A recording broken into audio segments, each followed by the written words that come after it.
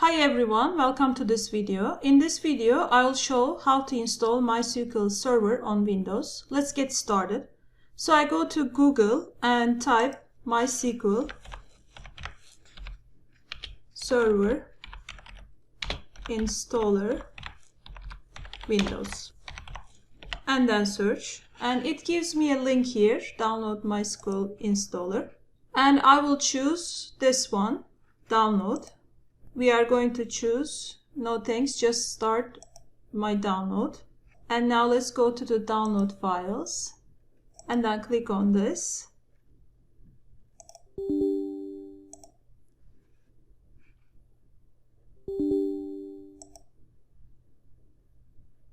And here we will choose server only and we will click on execute.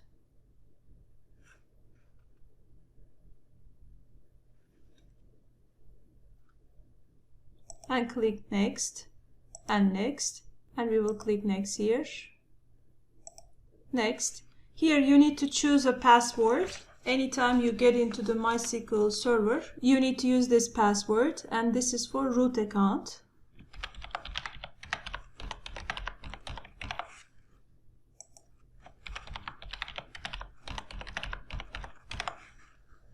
And then click next and click next. And then click next, execute.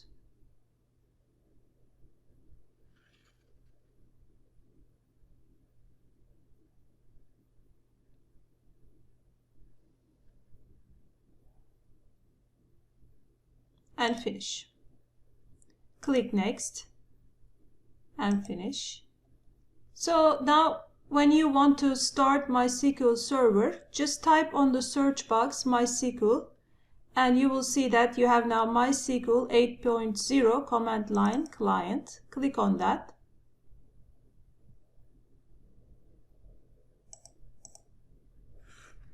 In order to start MySQL, you need to type the password you created